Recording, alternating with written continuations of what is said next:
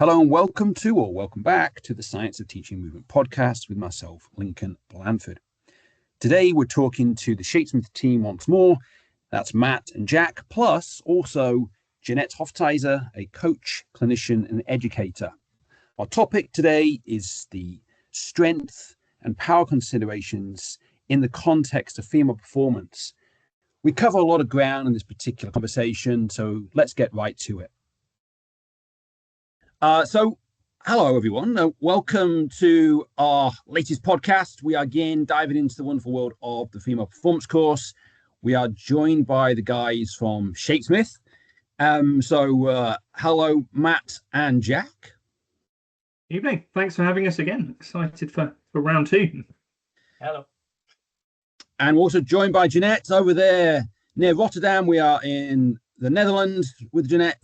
And we're going to say also hello to Jeannette. And also I'm going to start with Jeannette in terms of a little bit about background and I guess why we're talking about what we're talking about this evening. Okay, thanks for having me, Lincoln. Thanks for the invitation. Just as you said, I'm from the Netherlands, trained as a physiotherapist, but have my interest in the field of the link between physiotherapy and performance, and physiotherapy and more the prevention side of physiotherapy. So I've seen a lot of athletes, male and female, and especially younger athletes. I was involved in a couple of talent programs from the Dutch Olympic Committee in the region where I had my clinic. And nowadays I coach and train athletes who are seeking to unlock their performance potential due to ongoing injury, or also at the would say the end stage of their career. So keeping them fit, helping to get most out of their career. And on the other hand, I'm still working with young talents. Fantastic. So there you've talked about male and female athletes, but also the young athletes, but also the older athletes, trying to get one more season out of that particular professional, because that really matters to that athlete as they're so-called getting older, having one more chance to sort of compete for another season. So excellent stuff. Okay, Team Shapesmith, a little bit about you guys as well then. So should we start with Jack tonight on this one? Yeah, thank you very much. I am a representative of Shapesmith Performance, but my background originated from sort of my sport in an early age. So my predominant sports were rugby union and field hockey, which I sort of represented at higher levels. That translated into coaching. Enjoyed the coaching side of it, even during those formative years, and had a particular interest for the fitness side of it, which has now kind of been coined as sort of strength and conditioning, physical performance, however you might want to perceive it. My particular interest areas within strength and conditioning, youth athletes, the female athlete, as well as looking at some more of my recent research. My sort of aspirations of research is looking at kinematic performance and how it relates to dynamic performance. So yeah, that's kind of where I'm at. And I'll obviously pass on to Matt now, but our particular sort of focus at the moment, which is what's brought us all here today, is looking at all facets of athletic training, recovery, etc. The holistic picture for the very exciting sort of boom in female performance. Excellent stuff. And I recognize you've just recently got back from delivering some research overseas. So that would be, maybe you can get a little bit of that in this evening as well. So let's see how that goes. Yeah, fantastic. We've got time, absolutely. Love to talk about that all day. So yeah, thank you.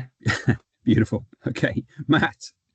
Hello again. So I'm Matt, Managing Director of Shapesmith. I've got a few hats. So Shapesmith, I'll come on to more as we progress through the evening, but also work for the Army as a sports scientist, so responsible for their human performance innovation, so very multidisciplinary.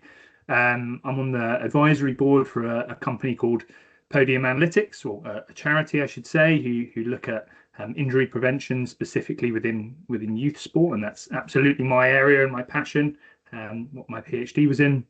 And then Shapesmith is basically, we've got a few different strands, as I discussed in the previous podcast. So the first is coaching and working directly with athletes. The second is performance analysis, so looking at video and data and wearables. And then the third, which Jack is responsible for, is all things education. And something that we're all very, very passionate about is female athletes and female performance. And we thought that there's a massive gap in what is provided to them and provided to those people who work with them educationally. And so that's kind of why we're here, really.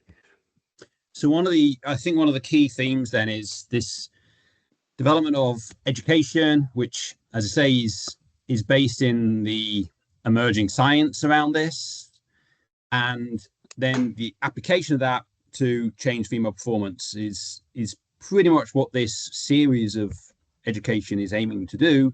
And we're here with the second one of strength and power, following on from the menstrual cycle, which was a great place to start. And this seems a good place to get to next. Well, let's start with some big questions then. Strength and power. Let's start with the first one. How would we try to make clear what strength is? Well, that's a great question. Well, thanks. That is happy to open up the discussions on the topic. So what is strength? Yeah, that is very sort of multifaceted in terms of what we understand by the term strength and how we apply strength. And having heard from a number of different presenters, read from a lot of authors, there are a number of ways in which this can be applied. And I think when we think about sports performance or general exercise performance, I think it's becoming more and more apparent within literature and just practice-based evidence within the general population that strength training is a vital part of everyday life in terms of general exercise, general sort of functional performance, exercise performance, and athletic performance.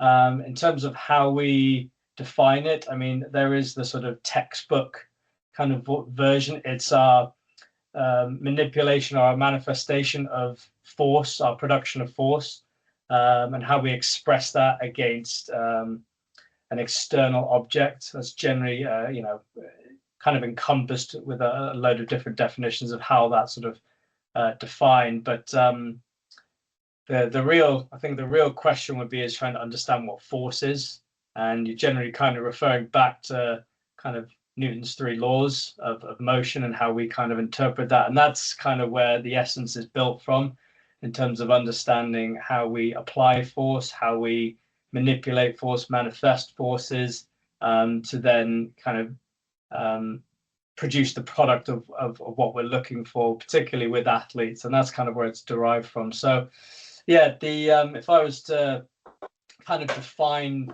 strength, it would be through force in terms of our expression of force, our absorption of force, as well as our expression of force, i.e., if we are, a traditional kind of exercise that we might use within a gym setting would be our knee dominant exercise, which is some sort of variation of a squat pattern, whether that's a back squat, front squat, goblet squat, a body weight squat. All of these are different versions and different derivatives of developing strength within the lower extremities. So our ability to absorb force or to generate elastic energy, as we call it, is in that preparatory phase. We are descending into a squat position, breaking at the hip and the knees, bending at the hip and the knees, to then overcome that resistance by working in a concentric muscular contraction to overcome that, therefore extending at the hip and the knees. So yeah, that's I think, like we said, I think we could talk all evening in terms of how we coin it, but I'll probably stop it there and just pass on if anyone wants to add to that. It's a lovely big topic. Probably a good place to start, just getting our sort of what we're describing in terms of strength and power. So this idea of strength then, so we've gone all the way back and nicely and importantly to Newtonian mechanics. We can put newtons on this, we can put torque on this. So the type of force we're expressing, and I guess within the time available to express that particular output, that force, however we're going to measure it. Okay, so we've got a sense for strength then. We know it's going to be a metric. It's going to be probably measured in newtons. We might sort of on a bar put some kilos, but we are working against gravity, so we know eventually we're going to have to sort of deal with newtons or rotations and torque. Okay, very good. Oh, well, let's stay with strength then, and the consideration of strength and how we might target it across populations, but then how this may differ or not for the female athlete. Yeah, maybe, but when you're just talking about strength, I was thinking about when I hear the terminology strength, what are my thoughts? I'm thinking about being strong is being robust. So strength is similar to robust, to be robust, to deal with load, to deal with contact in sports, also maybe a little bit on the prevention side. So that's really nice to hear that, Jack, you are more into the technical details or the technical definition of strength. And I'm just thinking of what does it mean to be strong or to train strength? Yeah, and especially what you're just asking, Lincoln, is what it means for female athletes to do strength training or being strong. I think compared to male, I think we have to do a little bit more, always a little bit more. We are always a little bit behind because that's our perception. We are not as strong as, but we want to be as strong as.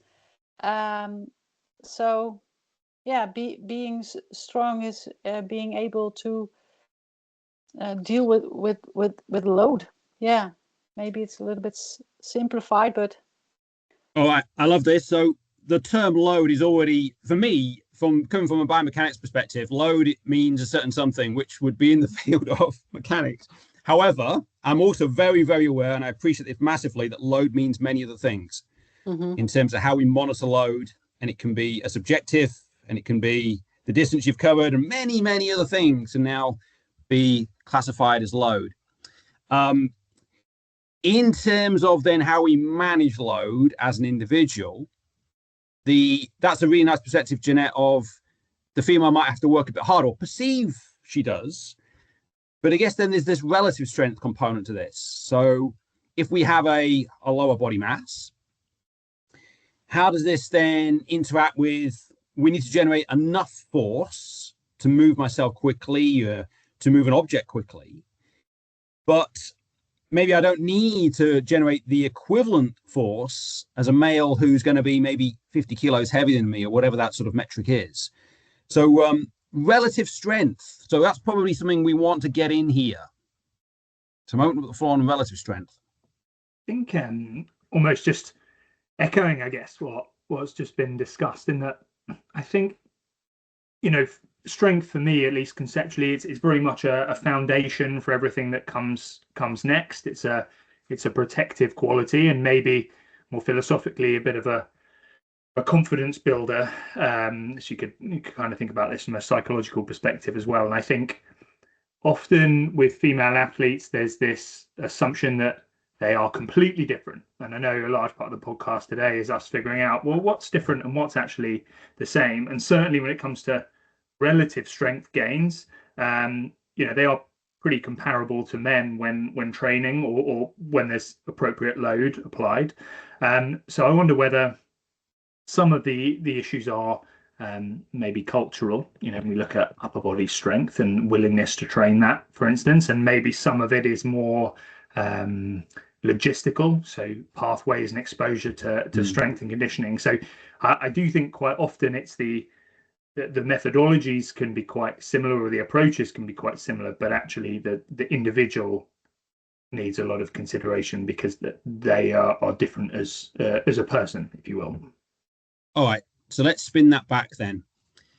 So we're saying that potentially, because of our developmental pathway, we may not be exposed to strength training in the same way. So, Jeannette, I'm going to go straight to you as an individual. And I guess growing up in the Netherlands, how was your own strength training, your exposure to strength training as you sort of progressed through being a young adult? How was that maybe sort of seeing also then what the males were doing compared to what you were doing? Was there a difference, or was it just a perception that there's a difference? From my perspective, but also what I saw working with the young talents over the last years, we did our strength training in a combined group. In the group, there were male athletes and female athletes. And what I just said before, we as female are always behind. So, but you try to be as strong as, and that's a risk. And that I also saw in the talent programs, that the females are always try to do a little bit more as they should do. So, and also when they are not having a good day and they have to do 250 grams less, they are just disappointed. And that's also a difference between male and female, I noticed. And at the other hand, another difference is maybe more a cosmetic difference, that female athletes are also a little bit afraid of doing more or loading more. That's the opposite. They're not into gaining more weight or to growing muscles. And for male athletes is maybe more the opposite. It's depending on the sport you're training for, but and that's also a difference. Okay, so we've got cultural perspectives there about what the athlete feels that they need, but also what they want, not only beyond the sport as well. So that's not just about performance; it's also about how they're going to be perceived culturally. Yeah. Okay. Yeah, you see that a woman's body is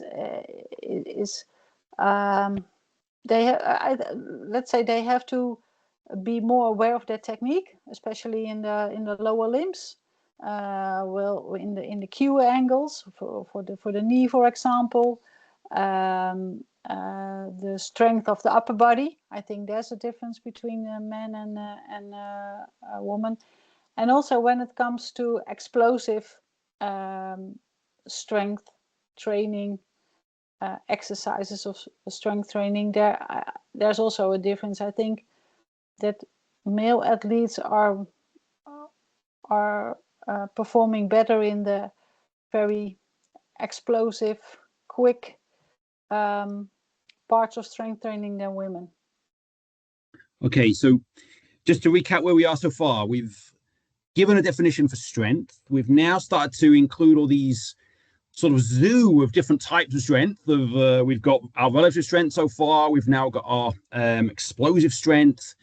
And we've also got this distinction between upper body and lower body strength. We've given some examples of exercises, and we've given also some examples of maybe why there are some distinctions here around male and female strength training.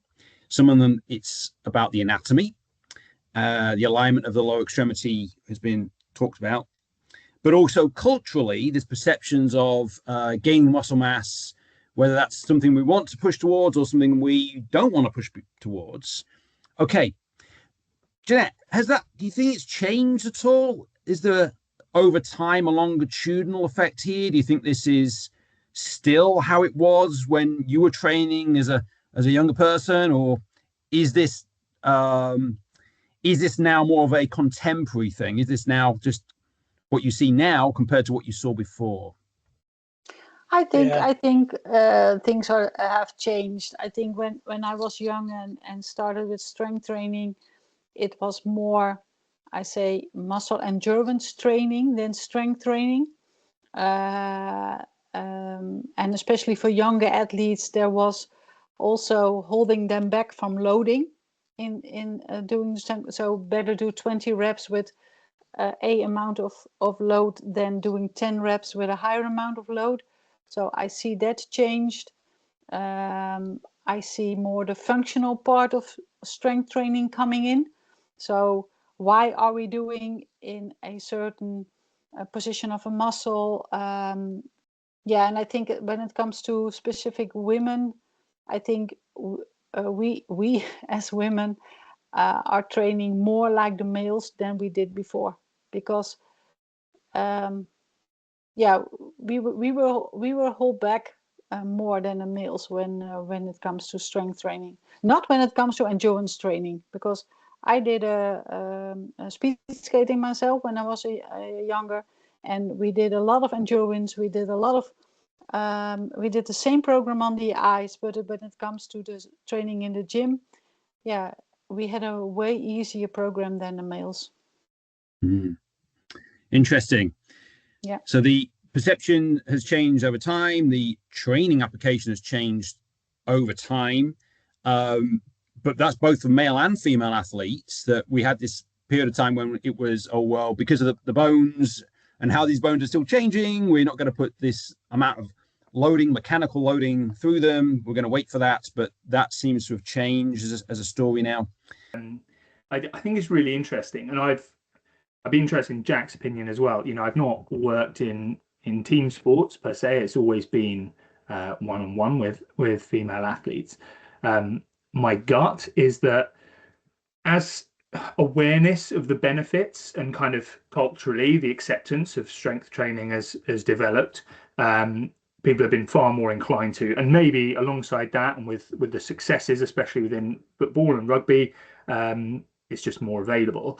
But actually, given, let's take ACLs for instance, if we know that strength training reduces injury risk in a very broad roundabout way, you know, eccentric strength, knee flexor to extensor balance, like plyometric competency, if that can reduce the risk of ACL and soft tissue injuries, why as a female would you not do that if you've now got the opportunity to train that? And I think on a more personal level, what I've seen is certainly where people haven't maybe had a huge amount of exposure to strength and conditioning, given that a lot of the early strength gains are driven by sort of neural adaptation, they often see very, very fast adaptation and quite fast gains, which is very, very motivating and potentially lights the fire under them to continue with that. So I think even in the last few years and very much on a personal level, I'd say I've seen a shift. I don't know if you agree or not on a wider scale, Jack, but yeah, I would agree. I think culturally there definitely has been a shift. I think from my performance days in my sort of in my heyday, it was definitely strength training was definitely culturally more shifted towards males, and I think it was just accepted in sort of, you know, within that industry, within that society, as this, you know, professionalism in female sports, particularly team-based sports. And, you know, Jeanette can sort of jump in on this, as I imagine as well, that sports in Britain, your football or soccer, rugby union, these sports which are, you know, highly anaerobic, require those strength and power qualities in order to be successful. It is becoming, from an athletic standpoint, it's becoming a staple. And from what Matt's just said, even just at the simplest level of reducing the likelihood of injuries just through improved motor skill learning, you know, proprioceptive capacity, you know, the body of literature is growing in terms of the so performance benefits, change of direction, vertical jump, linear sprint, you know, collision-based sort of activities. Strength training it's kind of a staple now, and it's accepted. I think in a general sense, sort of general population, this is a little bit more anecdotal, but for females in particular, strength is fashionable. It's strength is the new slim, quote unquote slim. Getting stronger, getting leaner is what we're sort of looking for. I have seen that thrown around quite a bit. That's not within the literature necessarily, but that's just something that has been thrown around, and you're seeing a lot more females, which is great to see in gym spaces, commercial gym spaces, starting. It's, the gym space, the free weight area is not just for males. It never was just exclusively for males, but you would never typically see females sort of going down to that section. Now you're seeing, which is great, you're seeing more females where the culture has changed, and it's, they are, relatively speaking, they're seeing improvements on a relative level, which, like we alluded to before, the biology is slightly different, particularly the endocrinology is different. The prevailing hormone with a male is testosterone, with females estrogen, progesterone. They're not limiting factors. They're just, I don't think it's a limitation. I just think it's a different focus. So strength training is important, but it's that relative threshold, which women, I would never encourage or have a sort of philosophy of women need to be like men in sort of, the athletic sense. They have their own qualities, they have their own skills. I think rugby union, the recent World Cup, the Red Roses demonstrated that there are so many qualities, even within the same sport, which are going to be demonstrated. So, it's a different, I think from a spectator's point of view, it's a different product. It's a different set of skills, from my opinion. I would certainly vouch for this change in the wider gym population of more adoption of strength training by females. I mean, you could be arguing it's even more difficult to get on the squat rack at certain times of day now because everybody's there. It's not just the guys, it's the females as well that want to be on the squat racks, whereas before that just wasn't the case 15 years ago, 20 years ago. So it's different in terms of that, for many reasons, we can argue. Okay, so we've got this cultural switch, now more adoption of strength training across the populations. We want to dive into a little bit more on specifics of strength again. We talked explosive, we talked relative, and there's this beautiful model of dynamic correspondence. And I want to sort of bring that up because I think relevance to specific sports, and then we can explore it. Well, does that matter? Does dynamic correspondence differ then for females for the same sports, perhaps? And that might lead us to identifying that maybe, no, it doesn't. So we need to be have sound reasoning for doing what we do in the way we do it. But that doesn't have to be a split down the middle of female to male in the way we do this. So dynamic correspondence. So this Shapesmith team, I'm going to rely on you guys to talk me through the 5 steps. We'll stick with 5 just for now. Yeah, I'm happy to lead the way.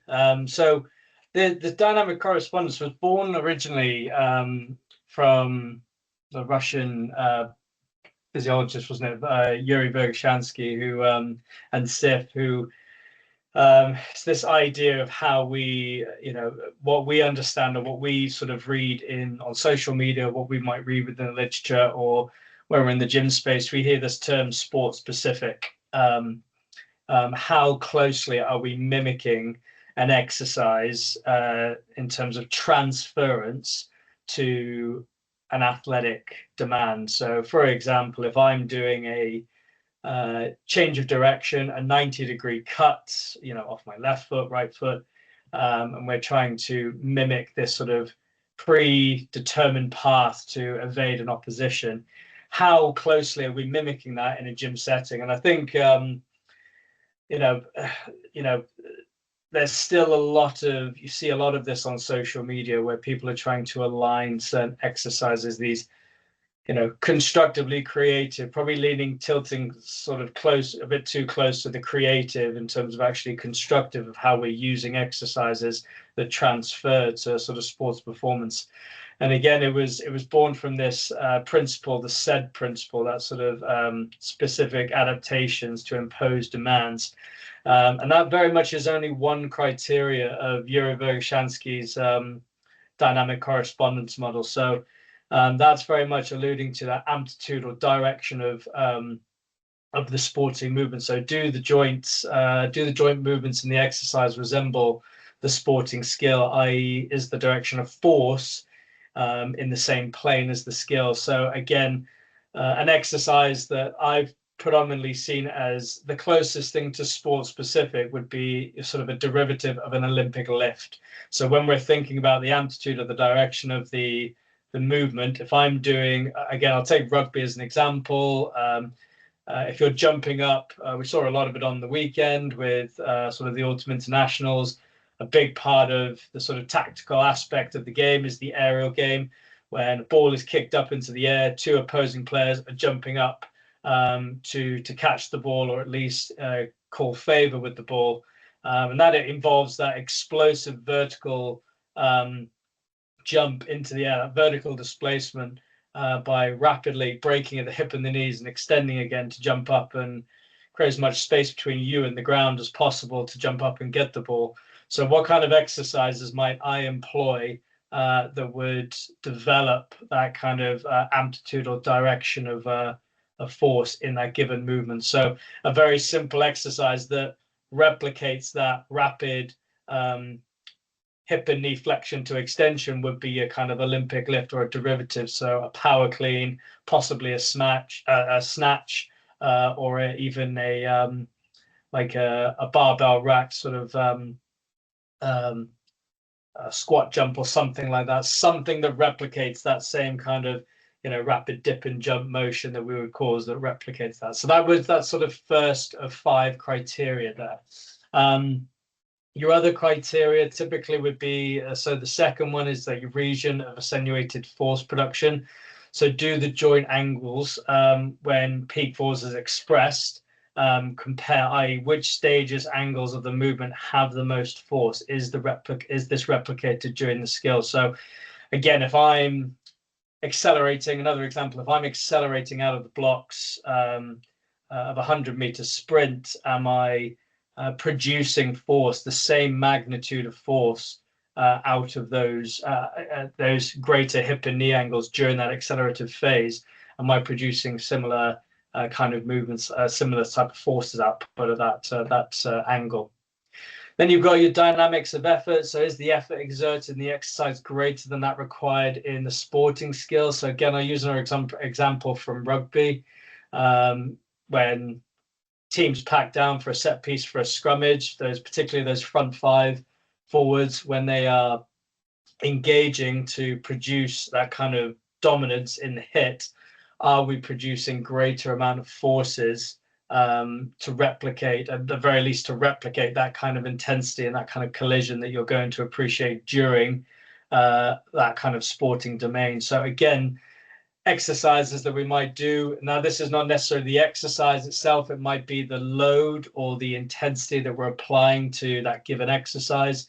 So that sort of 95% of your sort of estimated 1 rep max during a back squat or a trap bar deadlift, trap bar squat, where we are maximally, that maximum voluntary contraction is exceeding typically what you might produce during that scrummaging event, where you've got to produce a huge amount of explosive strength. The sort of penultimate one, so our rate and time available for force production. So does the exercise replicate time available for force production? Also, is the force production greater in the exercise? So foot contact during maybe a sprint, with the amount of force applied, is this being replicated? So again, I use like a change of direction again, maybe in American football, like a wide receiver, where they've got to rapidly change direction without deaccelerating to then push off into that new intended direction. Are we replicating the same time available to produce that with an exercise in the gym? simple exercises like this might be like a landmine, sort of lunge, lunge and sort of jump exercise that could be utilized. And again, this is getting a little bit closer to that kind of sport specific exercises where it starts to creep a little bit. And then finally is the regime of muscular work. So this is considering the three primary kind of muscular contractions during what we know as the stretch shortening cycle. So are we replicating the same type of eccentric forces, produce the absorption of those forces, the amortization phase, that sort of bridging between eccentric to concentric force, and then finally that concentric muscular contraction? Are we replicating those types of movements? So again, we're thinking about maybe a marathon runner doing kind of extensive plyometrics. So quite a popularized exercise would be doing low pogos. You might have seen them before, might have heard of them before, but we're not expressing as maximal as force as maybe you might do relative to like a sprint, but actually you are that ground contact, that regime of muscular contraction is mimicking what you typically might incur doing maybe more endurance or locomotive based kind of activities, i.e. running, going for a jog. So we've got our multiple features of the correspondent, the likely, how likely or how similar this is to that, in addition to the overload component, to make sure that actually what we're doing in the exercise exceeds what we need in the sport. Otherwise, I guess the argument is always been, well, then just go and do the sport. Oh, but yeah, we can do more than that if we do it like this, can't we? So yeah. Okay. Yeah. So there we've nailed lots of strength in our descriptions of what strength is and different versions of it, what it needs to have within a strength exercise, perhaps as well, in a design of strength. So let's apply these ideas now to some specific sports and consider that for the female athlete. So, Jeannette, I'm going to again think about your cohort, your skaters. So, what are the key elements that they need in terms of strength to be to improve performance or to be successful? Yeah, the key element I would suggest is isometric strength, to stay in that typical skating position. Although there is also a sort of release standing on one leg, there's a sort of release on the other one. But although isometric strength and isometric strength endurance is a very important part. And on the other hand, yeah, being able to accelerate. So speed is important. And yeah, as you skate in a more or less a 90 degrees of knee flexion and 120 degrees of hip flexion, yeah, you need, your gluteals are a very important muscle group that involved in that skating movement.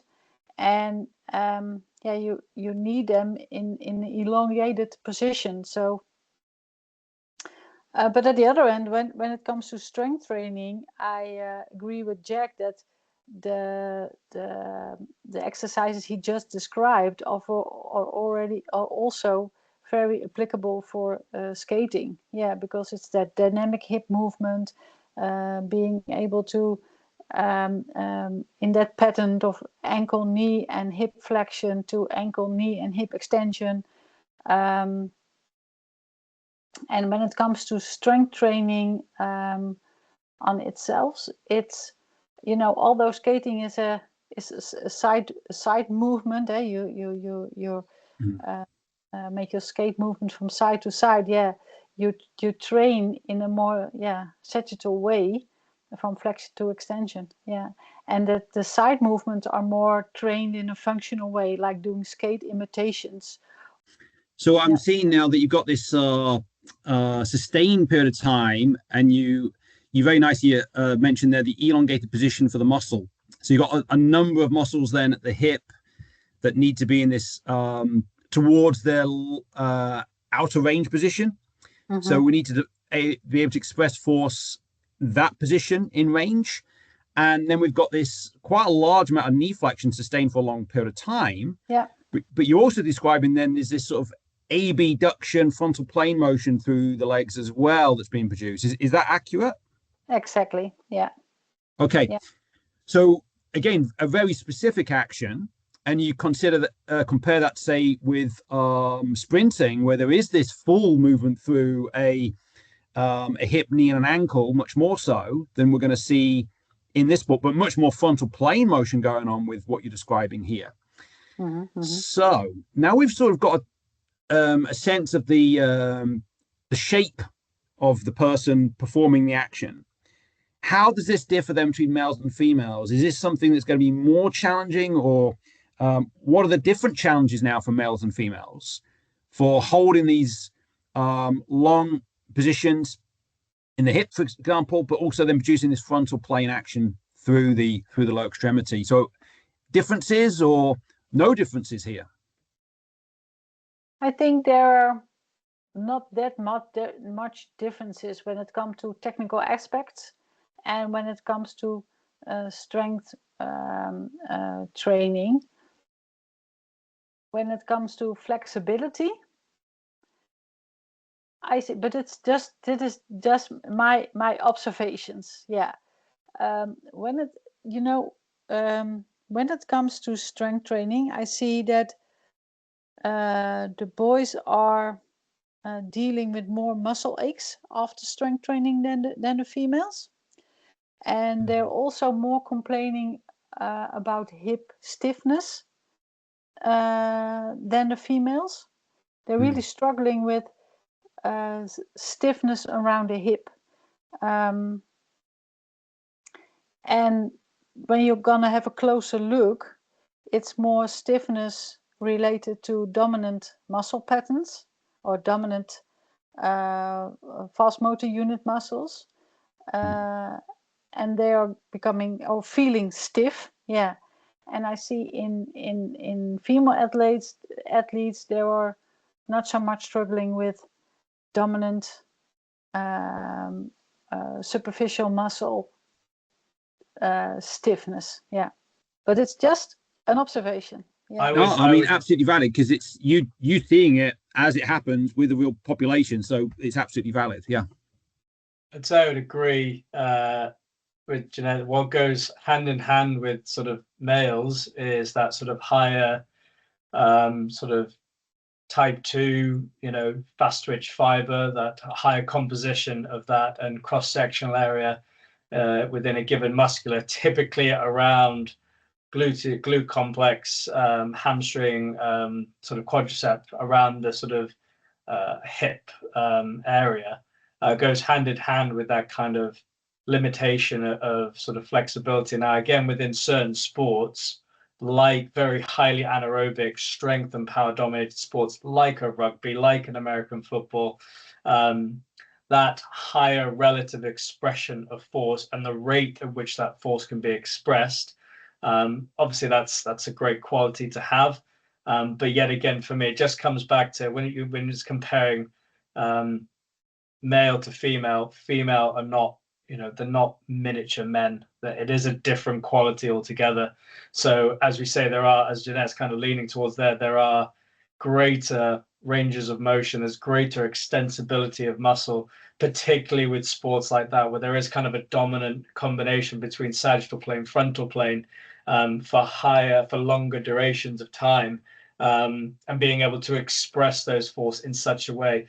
We typically understand, again, in sort of British sports, which are typically more of your sort of global sports, I suppose, your football and your rugby, it's all about, you are effectively rapidly hopping from one foot to the other. You're doing it very fast. So it's a different skill altogether.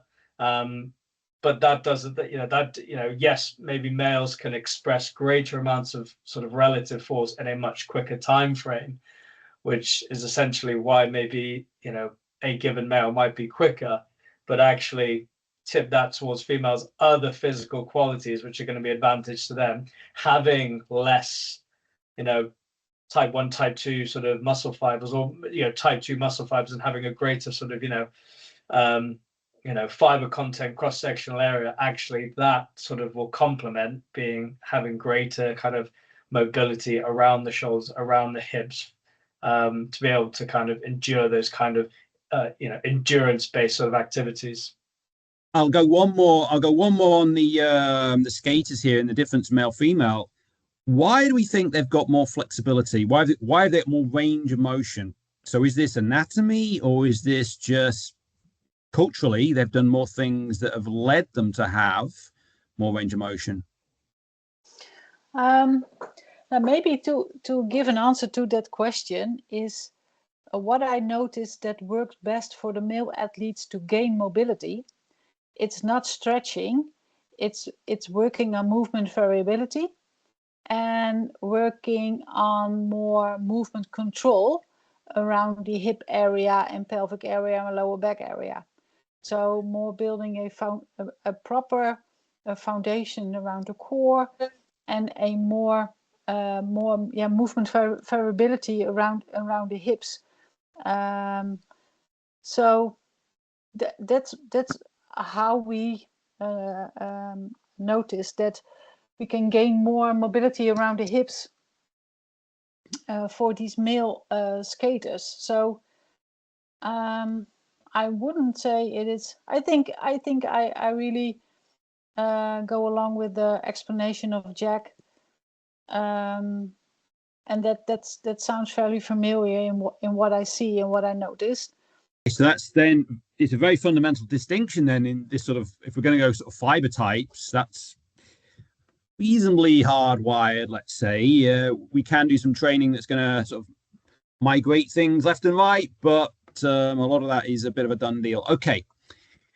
Well, we've been doing a fair bit on strength. We've got to numerous descriptions of strength. It seems to be, it's about Newton's been expressed within timeframes, but also within specific positions and across muscle groups, but also in different contraction modes. So concentric, eccentric, isometric, those ones.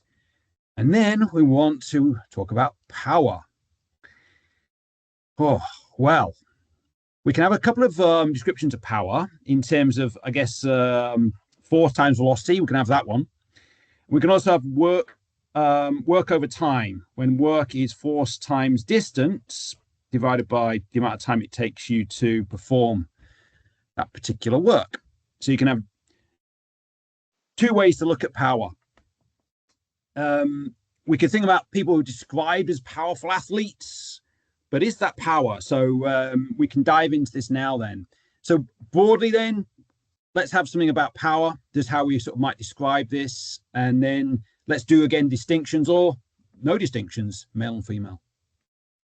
Without the sort of lack of imagination in the definition, like going back to strength, like strength is the underpinning and the of power. Power is the product of strength. So again, without sounding a bit too unimaginative, the power could be, has been loosely defined as that ability to express force rapidly with varying loads. And again, it's been extensively researched within the literature over the last 20, 30 years, as you've kind of alluded to there, Lincoln, like, how do we look at it? How do we measure it as that in terms of our philosophical makeup, being, practitioners within a sort of a realist kind of ideology. We want to be able to measure things. So how do we measure power? How much is too much? What is enough? There's different types of power. Ultimately, within exercise, athletic performance, let's take athletic performance for females. We require a degree of strength, but we've got to be able to express it fast. If we go in, we're sprinting as fast as we can. That's a combination of our ability to produce force, but to rapidly absorb it and express it. So that's where the force velocity continuum, or the relationship, if we for those listening who haven't maybe quite heard of that, that's kind of our inverse relationship between strength, force, and velocity, speed, which are two highly sought after qualities. And in most sports, team sports, male and female, we require that in abundance of both of them. So, for a long time, the methodology or the intervention that we would place, or that practitioners would place, was let's just get them as strong as possible. Male, female, let's just get them as strong as possible. Then we started leaning to, a lot of literature started to look at velocity, meters per second in terms of how we measure it. So then we started chasing this, this amalgamation of both of them, this byproduct of both of them, which is power. And again, there's, within that force velocity relationship, on your sort of vertical axis, you've got force produced, and then on your vertical axis, you've got force produced, horizontal axis, you've got velocity. Within that spectrum, rather than just looking at force at one end, velocity at the other, and power in the middle, you're starting to look at derivatives of that now, where you're looking at strength, speed, with strength or force being the sort of primary focus, but that's in conjunction with the development of speed. Other end of the spectrum, it's speed, strength, with the emphasis being on speed, but not so, but strength is still an important quality. Now, in terms of how we apply that in a practical setting, how do we as a practitioner apply that within a given session or across a block of training sessions? There's different forms of power training that you can elicit. There's different formats, which this new module alludes to, in terms of how males have done it, but actually how females can do it in their own, I'm going to stick with the theme here, their own relative way of how they would do it. But your sort of recognized formats would be your ballistic training, so our ability to push ourselves away from the ground using the lower body or the upper body, or to throw something away from us as rapidly as possible. Or you've got, as we've alluded to, plyometrics, the godfather of sort of strength training or super strength training. Yuri Vergashansky of the shock method. What a plyometric originally was the shock method. We step off the box, we are shocking the body to then rapidly react with it. So within the realm of plyometrics or the shock method, you've got your sort of extensive and intensive.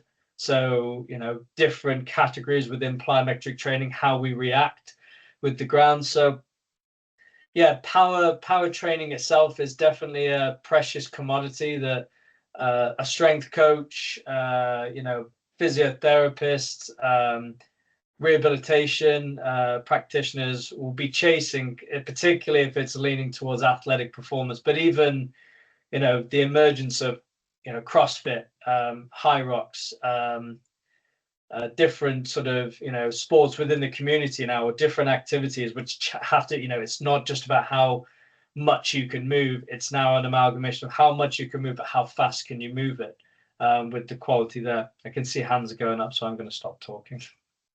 We've got hands. Matt, first hand. I think that was incredibly well explained. I think what's never ceased to amaze me, and this is not just female specific, but I do think that their exposure, as we've discussed, to strength and conditioning professionals might be slightly less. But people quite often aren't the force velocity curve, and how can you truly understand what training you should be doing, what your intent should be, what that practically speaking, what that should look like. How do you ever get to where you need to be if you don't understand the foundations? And shameless plug, I guess this is why the course is beneficial. But I'd be interested to, you guys, what you've seen, but certainly in conversations I've had, I know that practitioners can sometimes limit load, and in particular intensity, because of essentially the worry of injuring a female athlete, and actually they are robust individuals. Yeah, I have a question, Jack. When it comes to power and it comes to the short stretch cycle in plyometrics, is there a difference between male and female? Because male and female have different tissue. When it comes to soft tissue morphology, there's a difference. Do you know if there's any research done on that? It's a good question. I don't think I could truly answer the question, and the beauty of why I can't answer that question I think others may be able to give a perceived answer based on their practices with females, but I would say, again, for a little bit of context, there's been a lot of research investigation, case study investigation into what is the optimal percentage to represent power output for a given exercise. It's ranged anywhere from 30% to sort of 80-85%. Now, predominantly most of those studies have researched in male populations.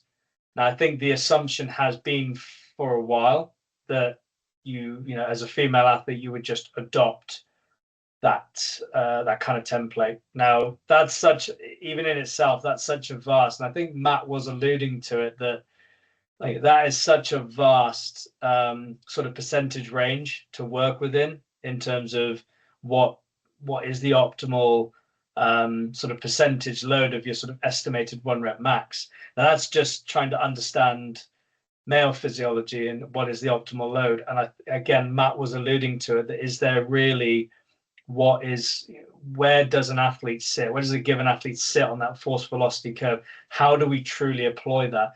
Now, with females, I would, at the end of the day, again, it's relative. I'm going to keep using that term, but I do think it will be relative to those. In terms of our ability to move a weight, I think this is important to understand. In order to move a weight, I think as a practitioner for female athletes, I think you're going to be leaning more towards that lower percentage, because ultimately, what are we trying to do? What is the outcome goal? It's trying to express force fast. And again, some might disagree with this in the sense that, well, we need to have that in conjunction with our ability to produce force. So we need to be lifting heavier loads. Yes, you can apply that, but that can be periodized or programmed in the same week that if you're looking at developing explosive power, explosive strength, power is the sort of the key term here. Then I think for female athletes that don't necessarily have that same relative force production and rate of force production, that actually we just want to be able to move a load fast. So I would be gearing personally towards using lighter loads. And it's something we're doing within our programs at the moment. So I have insight, and I've had my background in a coaching capacity is with female rugby and netball.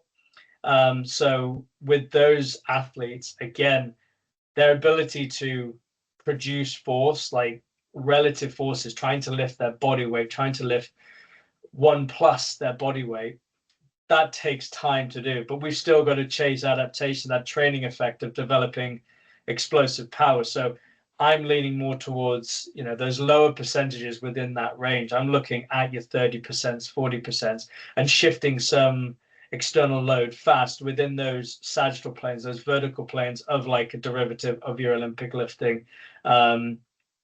Simpler movements. I mean, I employ simpler movements without going off on a tangent here. I would employ simpler movements anyway, even with more advanced lifters.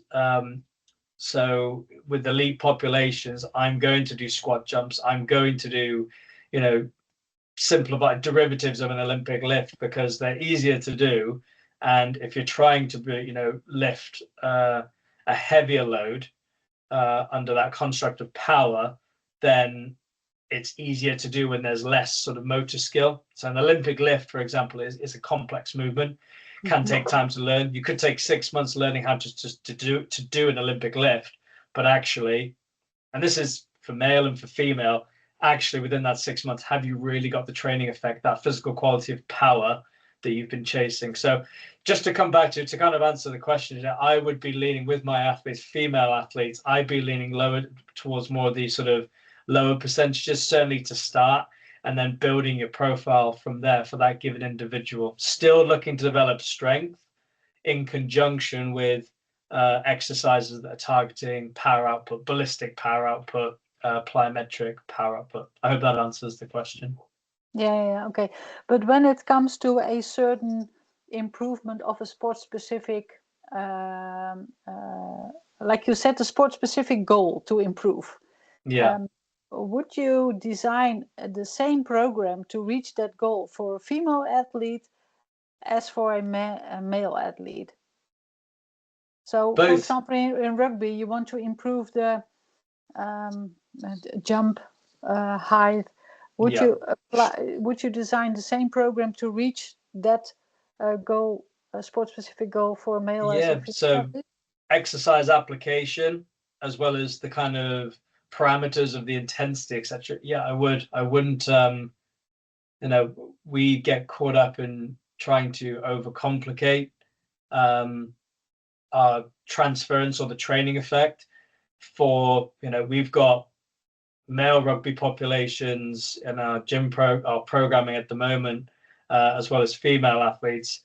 At the end of the day, they've got 2 legs, they've got 2 arms, and they've got to be able to overcome gravity, and they've got to do it with the load. So I don't think it changes. The only nuanced differences are going to be the load that's being lifted, but that is, like we say, that's not a limitation. That's just a relative difference in capacity.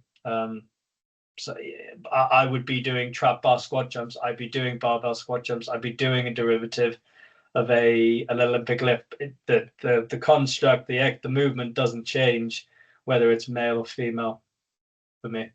All right, I don't want to go too rogue here, so I think understanding the force velocity model is incredibly useful. I think it's a load velocity model we want to talk about as well, which is in people's experience, if you add more load to something, typically you move not as quick. So I think that is the lived experience of that interaction between mechanical loading and the speed you move, or velocity. I think force and velocity certainly works within individual muscle fibers. That seems to be the case. There's some nice critiques around the force velocity model. However, you need to understand the model to critique it. So it's super important you get your head around that thing. The conversation around plyometric and females, I had some thoughts on this, which if you've got a difference in stiffness qualities, and I mean mechanical stiffness, elongation, like a spring, then we might have a difference in our plyometric abilities, because we might get a longer period of time in the eccentric, perhaps, before we go to the isometric component. We might also have a difference in our tendon elongation as well, which could be also related to the menstrual cycle. So we could be somewhere in the different phases that might also influence that elongation phase. So the time it takes to get to the isometric. And then if you're then describing distinctions in fiber types of 2x and so on, maybe that's also going to be impactful on then the concentric phase. So we might see some differences. And then the other thing from the anatomical standpoint, the biomechanical standpoint, if we have through some sort of hip, knee, ankle flexion, triple flexion in the descent, that might be combined with non-sagittal plane motion. So we're going down for a counter movement jump, for example. That might be combined with other motion in frontal axial plane, which could elongate the time or place some of this elongation on other tissues. So that might be different if we think our mechanics are different between males and females. So they're the reasons I think there could be a difference in the plyometric output between those two groups. Best I can do. I wonder whether this might be a reasonable opportunity to say some of the stuff that it sounds like you missed when my internet piled in. Yes. But I'll start with actually answering your question. I suppose, and again, you might disagree, maybe slightly lower tendon stiffness in females certainly doesn't mean that plyometric training should be avoided. But I think that quite often with female athletes and some practitioners that I've spoken to can be nervous and might limit load or intensity potentially unnecessarily, maybe because of fear of injury, which is very often discussed. And the reality is females are robust. Much of the anatomy and physiology is the same, and certainly fatigue resistance, as we discussed, is greater for females generally with submax exercise. And I think that, quite often female athletes I speak to, there's this assumption that they're not powerful or they're not athletic or they're not strong, and they're often, when you test it, far stronger or far more powerful than they were ever expecting. And so I think, yes, with all of this stuff, that the principles are the same as males, but you have to just take into account the individual, their training experiences, and all of the specifics, just like any coach should do with any individual. And we need to not shy away from treating females as athletes and exposing them to the same sort of stuff males are exposed to. Well, I'm looking for some summaries now then. So I'm thinking, so where are the differences and where are the similarities? So if we sort of start to bring this together here about what are the differences within strength and power, and what are the things that actually don't really matter at all, and we need to target for both populations in a pretty similar way. So what are the differences, if any, then, as a summary? I'd probably say from physiology, I think the expression of force, relative expression of force, and the rate at which that force can be expressed, there is going to be a sort of a relative difference, but that doesn't mean it's not trainable. It very much is trainable. That is a difference between male and female. So typical kind of like absolute or mean forces produced, if you're looking at kind of different metrics, you're going to be looking at peak force. So if you were to do like an isometric strength test or some sort of dynamic counter movement jump, using sort of dual force plates as an example, you're going to see greater relative peak force in a male versus a female. You're probably going to see greater rate of force development like RFD. You're probably going to see greater impulse produced. And then if you're starting to look at kind of strategy-based metrics, which is where a lot of the literature is starting to go. Again, just a quick summary of it, like a lot of practitioners, even at elite performance, have seen in enough sort of programs, even and team sport conditioning, they're looking, they have over maybe the last 5-10 years focused more on outcome-based metrics, whereas that's a little bit of where my research kind of challenges. We need to start looking at strategy-based metrics, so looking at earlier epochs, for example, and looking at how individuals kind of produce force to give us a bit more of an accurate visual. Now, that's where actually this could bring males and females together in terms of how we assess it, at least, and prescribe from there to then be able to provide those advanced resisting training methods, which we allude to in this new module. This information, strategy-based metrics, like we say, maybe impulse or force at 50 milliseconds, 100 milliseconds, 150 milliseconds might start to give a little bit more insight, and not bridge the gap between male and females essentially, but give an individual kind of account of where they're at, to be able to employ what has predominantly been perceived as a male orientated kind of advanced methods of resistance training. Actually, now we could probably start looking at how these metrics could inform female athletes to more appropriately assign those kind of advanced resistance training methods. Okay, so we've got the expression of force within time thresholds, what's happening at a certain time point. Yeah. Okay, very nice. So that's what you're referring to in terms of strategies here. It's in respect to those time frames. Okay, beautiful. Jeannette, I'm going to come to you next. Again, this is from the working with these populations. Where are the differences, if any? If we're summarizing. Like I said before, it's the maybe the approach of the athlete or the communication with the athletes when it comes in general to performance or to perform, seeking for confidence, or that I think that's important. And And we didn't mention it, but there are differences when it comes to hormones. Mhm. And the influence of the menstrual cycle in performance training, and especially in strength training. And that's also one of my observations, is that women who do a lot of strength training over time, some of them get some issues with the pelvic floor issues. It's also a subject we did not mention, but I think we need to be aware of that.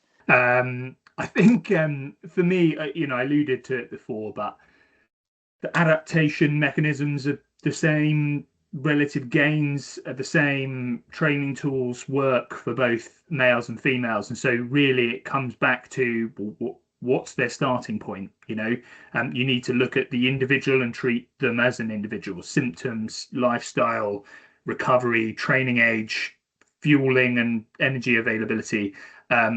So I think what's important, certainly for any listeners, but it really doesn't matter whether you're a practitioner or an athlete, is we shouldn't shy away from training appropriately. It's okay to train like a male, but you just need to consider the individual and their requirements. Hope that makes sense. So if we're profiling our individual well, it's somewhat of an irrelevant point to an extent whether they're male or female, because if we're profiling them well, those distinctions will be something we're targeting anyway. So, okay, I get it. Strength and power.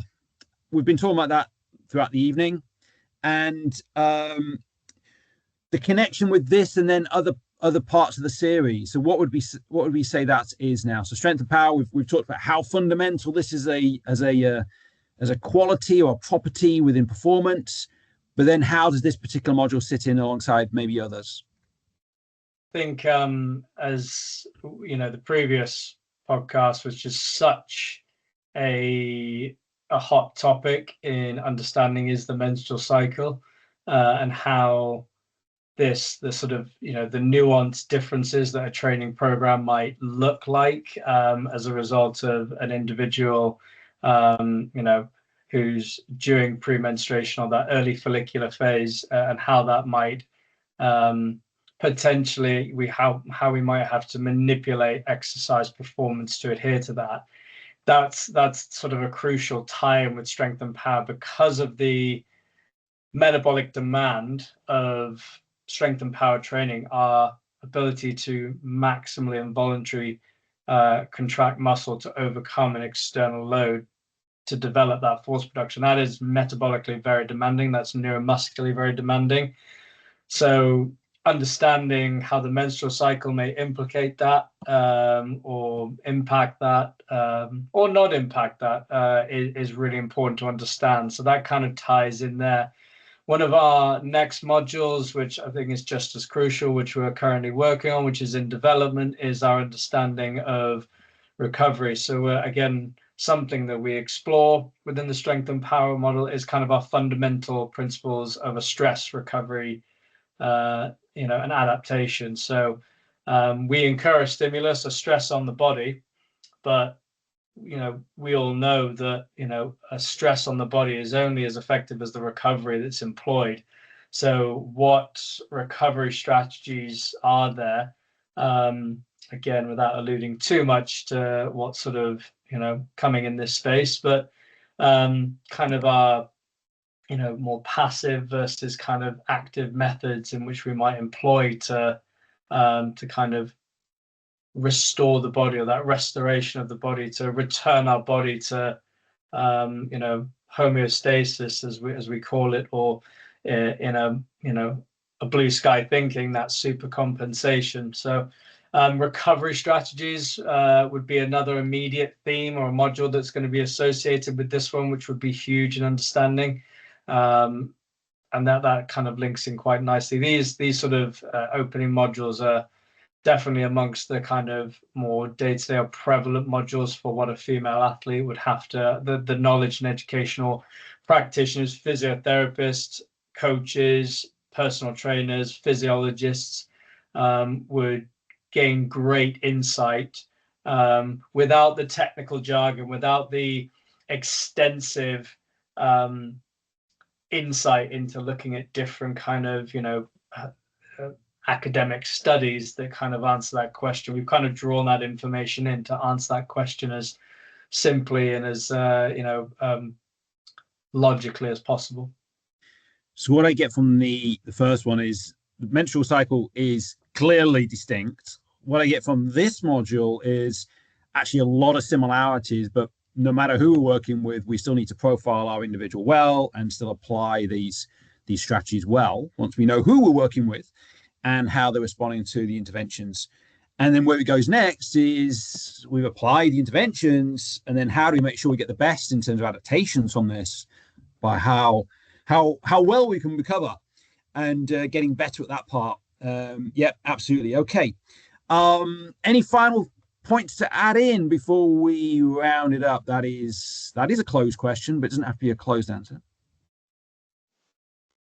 It's nothing more from me, but thanks again for having us, and to Jeannette for taking the time to talk. It's been incredibly interesting for me. Yeah, thank you very much, Jeannette. It's lovely to meet you as well. Thank you. And Thank to you, hear from guys. you insights.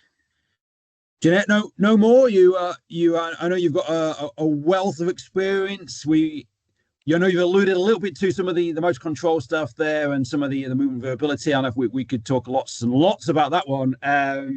But I guess within the component of strength and power tonight, I think we've got to a good place here. Jack, you going to add in something? I was only going to add one thing, and I hate to sort of repeat myself from the last podcast that we did, that with the emergence, with this exciting development in, I'm sure Jeannette can attest to this as well, and with certain sports that have been there for a long time, but with a lot of the sort of global sports, the global calendar, with the emergence of, football for female athletes, the high profile names, the endorsements coming as a result of the sort of popularity, growing at this very aggressive rate. Rugby union, we just had an incredibly successful Women's Rugby World Cup based in the UK, which brought in some record-breaking crowds. A packed out national stadium of sort of 80,000, 80 plus thousand, being televised on terrestrial TV. The different sports, again, high profile names across the solo sports. Now more than ever, understanding, as we said with the previous podcast, understanding the menstrual cycle and that's the implications on sort of exercise athletic performance. But the application of strength and power training for these athletes is now more than ever. More research needs to be done to understand if there are differences or the approach in which we at least do it. Our current understanding is that there isn't any real differences. That might remain the kind of status quo until research explores that in more detail. But now more than ever, understanding those advanced methods of resistance training, strength and power training are sort of, more critical than ever, and how practitioners employ that. Or if you are, a head coach who's working with athletes, but you don't quite have those resources, human resources of a strength coach. If you're a physiotherapist working with an athlete who's returning, rehabilitating, or you are playing sort of a twofold role, how could you employ, understand how to apply strength and power training, whether it's part of the rehabilitation process or the performance-based process? This is so apparent, again, with female athletes now. Which what you chaps have put in the courses, so in how you build it out, is that evidence-based approach that then turn into something that is very digestible, but also then applicable. You can easily operationalize this. So, all right, I think we've got a good place. Jeannette, you're going to add a hand in now as well. Okay, fantastic. Yeah. So, regarding the last comment of Jack, you see a lot of data now in women's cycling, because when it comes to recovery, when it comes to strength training, for example, the women, they do a Tour de France since I think 4 years now, and they do 8 days. Now they do 10 days, and I think about doing 2 weeks. And there's a difference in they say the women do 10 days or 8 days, and the men do 3 weeks, and it comes to recovery. Yeah, because there's a difference. And also, yeah, I don't like to say it, but maybe like rugby or football, cycling is more a male sport than a female sport. So female they train different in cycling. They do a lot more training next to the bike than on the bike compared to male. But in cycling, it all comes to data. So maybe for you guys, it's also interesting to follow women cycling and all the knowledge which is there. Yeah. I think endurance will come up, will it not, in terms of doing particular education for endurance sports will be a feature, so that can be tackled. All right, so I think we've got to an excellent place in our discussion. We've got all that captured. So I want to say thank you very much, and have a good rest of the evening. It's the 10 o'clock over there in Holland now. So yeah, it is. It's all almost time to go to bed. Better get the dog back in, and it's all good. All right, catch up with you later. Okay. Thank you, guys. Thank you all very much. Bye-bye. Pleasure. Bye-bye. Take care. Bye-bye. Bye-bye.